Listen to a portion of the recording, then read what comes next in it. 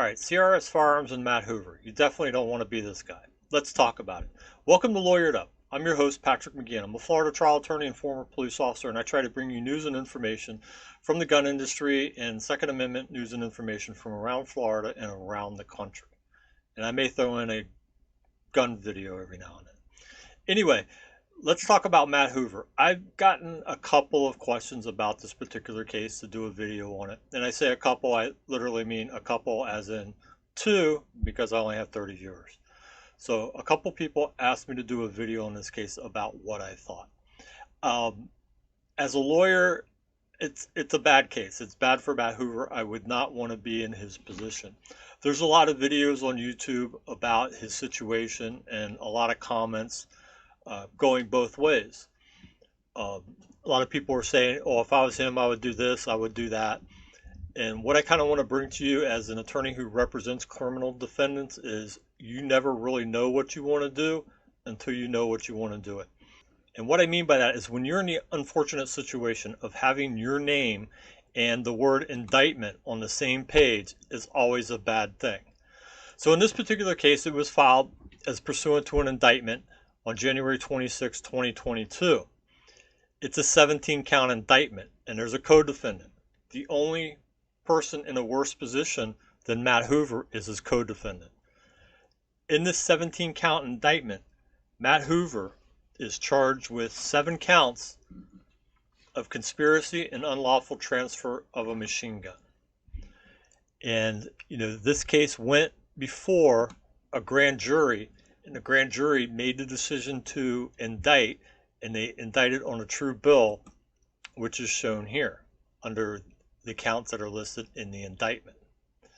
And if you look at the press release from the ATF, it gives you an idea of the scoring guidelines. I followed the case and I've read all the pleadings, but I don't remember seeing a score sheet. So if you look here on Matt Hoover's case and what the maximum prison terms are for conspiracy, 5 years, violation of the National Firearms Act, 10 years, and structuring, what they mean by structuring is what the co-defendant is charged with. The structuring of payments to avoid reporting is 10 years maximum sentence. So as you can see, Matt is not in a good position. I didn't add up all the counts and what the maximum sentence are, but it's something like 60 years. So it's a lot. So when you're in this type of position, and the criminal defendants are in this type of position, there's an enormous amount of pressure on them. He's on pretrial release, which means he's being supervised, and his whole life centers around not pissing off the person who supervises him, basically a parole officer. His whole life, every decision he makes, he has to consider, will this violate my pretrial release? So what got Matt into this situation to begin with? Well, he was selling a thing called an auto key card, and it's available on the internet. It's in the public domain, and this is what it looks like. So his co-defendant had these made at a machine shop, and they were etched on stainless steel. And supposedly, allegedly, the ATF alleges that if you cut these out and assemble them, as they did with a Dremel tool, you can make an auto sear. So what is an auto sear? An auto sear, under the definition of the NFA, the National Firearms Act, is a machine gun. So we have to look at the National Firearms Act and determine what a machine gun is. A machine gun is any weapon which shoots, is designed to shoot, or can be readily restored to shoot automatically more than one shot without manually reloading by a single function of the trigger. The term also includes the frame or receiver or any such weapon, any part designed and intended solely and exclusively or combination of parts designed and intended for use in converting a weapon into a machine gun, and any combination of parts from which a machine gun can be assembled if such parts are in the possession or under the control of a person. So basically the ATF is saying that this item etched on a piece of stainless steel is a machine gun. So as I see it, what it comes down to at this point in time, after the indictment, after the arrest, after the release, is the auto key card a machine gun or not? Is an etched pattern on a piece of stainless steel a machine gun under the definition in the NFA? Of course, the ATF alleges it is. And of course, Matt alleges it's not, and his attorneys allege it's not. So my next question is, at what point does this item become a machine gun? Is the simple pattern on a piece of paper or in a digital file like it is here a machine gun? Is a blank piece of steel this same size without the etching of a machine gun? At what point do all these elements come together and form a machine gun? And that's what a jury or a judge would decide. And their opinion is the one that counts. Like I always say when I do legal analysis, I have an opinion, you have an opinion, everybody has an opinion. But the only opinions that count are those of the judge and jury. So Mr. Hoover's in this position. He's on pretrial release. He's got the full weight of the federal government coming down upon him. His every move is being watched, and he's facing a significant amount of time in federal prison. That is a lot of pressure to put on somebody. And I've seen it. A lot of defendants, some defendants fall apart under that type of pressure.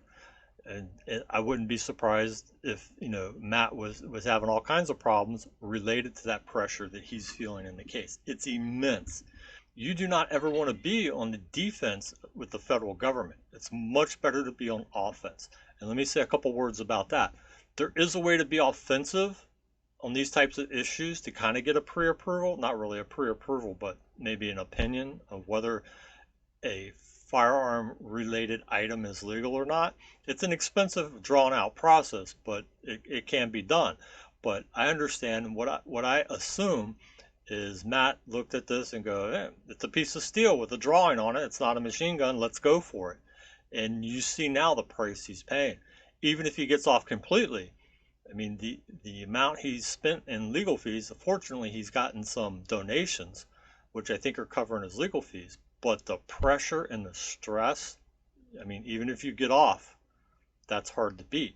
And they only need to get you on one charge to, make you a prohibited person. I'm sure they're going to revoke or try to revoke his FFL. Take FPS Russia's situation. Look how they got him. They hounded him for a long time, and they finally got him on a possession of marijuana charge, which made him a prohibited person. He served a small prison time. But he became prohibited, and it ruined his YouTube career. He's no longer making videos. And the same could happen here. I mean, if they offer him a plea to a substantially lower charge, then that's, considering the pressure you're under at the time and the prison time you're looking at, that can be very attractive. Not saying that he should. I think he should fight the case as much as possible. But let me talk on that point a minute. When you do something that law enforcement thinks is flaunting, or you're thumbing your nose at them, or you're giving them the finger, as a former police officer, let me tell you, law enforcement will make a project out of you, and they'll start looking for things to get you on. I'm not saying Matt did that in this case. I truly believe Matt thought, hey, this is just a drawing on a card. It's not a machine gun. There's no problem in promoting it and selling it because, when does it become a machine gun? Nobody really knows. And when you get in this type of situation, you're really stringing it out there for yourself, and it can be very dangerous, as Matt Hoover's finding out now. So let's reiterate the position that Matt Hoover's in now. He's under pretrial release. He's under supervision. His every move is being watched. He's facing a significant amount of jail time. That's a lot of pressure. There's economic pressures, financial pressures. He lives in Wisconsin. He's being charged in the Middle District of Florida. That's a whole nother issue and a whole nother video about how jurisdiction comes under that. That's a whole nother topic we'll discuss maybe in another video. But, he's in a very precarious situation at the time, after his arrest, after the indictment, after his arrest and release, and as the case is moving through court. But then along comes the Bruen decision.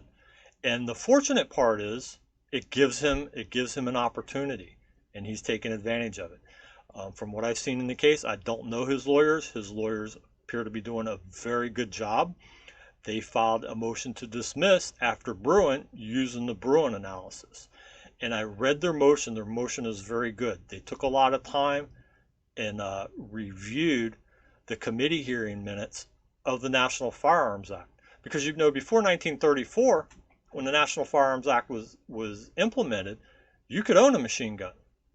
And the whole reason the National Firearms Act came around, in my belief, is because all these guys were running around during Prohibition, all these criminals with machine guns shooting stuff up. So they came up with the National Firearms Act.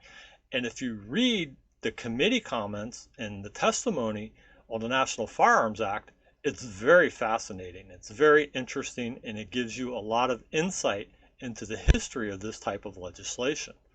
So then along comes Bruen and kind of gives Madden out. It gives him an opportunity, and his lawyers have seized upon that. In Bruen, the Supreme Court came down with a decision and a rule for dealing with these types of cases that changes the whole jurisprudence of the Second Amendment.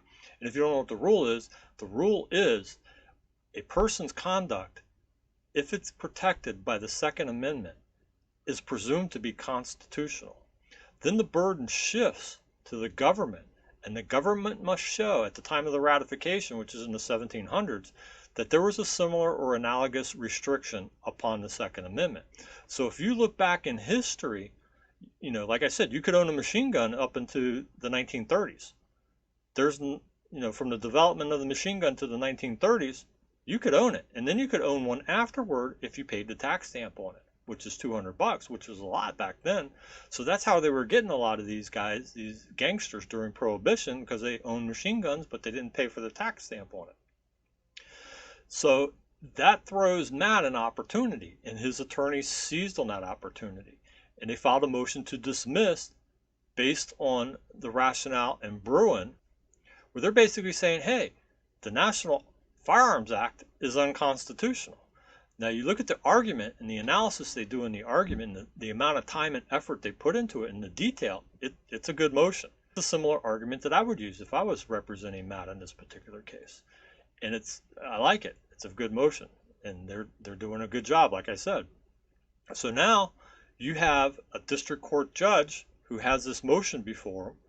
And let me tell you a little bit something about judges. At the trial level, there's a lot of judges that have no clue about guns. And getting a trial level judge to rule on something this magnanimous may be a difficult proposition. But what it can do is it can cause a delay in the case, and it bangs around the government's case. So now the government has to sit there and think, okay, what are his chances, given Bruen, the ruling in Bruen, what are his chances in getting this case dismissed? Does the government still think, and does the government still have confidence in their case like they had before Bruen? Probably not. So it gives them an opportunity to extend the case, knock it around further, which is always what you want to do in a criminal case. You want to beat up the government's case as much as possible and weaken it as much as possible to see what they do and see if you can get them to conform to something that is acceptable to your client or get the whole case dismissed. I would assume that's the position they're in now. And like I said, just getting a district court judge to grant a motion like this is a very, very big thing. But if it gets appealed, the judge denies it and it goes up for appeal, it delays the case significantly. So that's my opinion on this case for what it's worth. Like I said, opinions, you have an opinion, I have an opinion, everybody has an opinion. The only opinions that matter in these cases are that of the judge and the jury. So we'll have to see where it goes. I'll keep watching it closely, and I'll maybe make another video down the road if something big develops. Certainly if the judge rules on the motion, I'll make a video about that. And if you like this analysis, you agree with this analysis, or if you disagree with this analysis, please let me know down in the comments below. Just because I say it and because I'm a lawyer doesn't mean I'm right. We get these things wrong. We get them right a lot of the times, but sometimes we do get them wrong, and you learn from it and you go forward. Until next time, thanks for watching us on Lawyered Up. Subscribe and like and comment and share with your friends if you like this content, and I'll see you next time.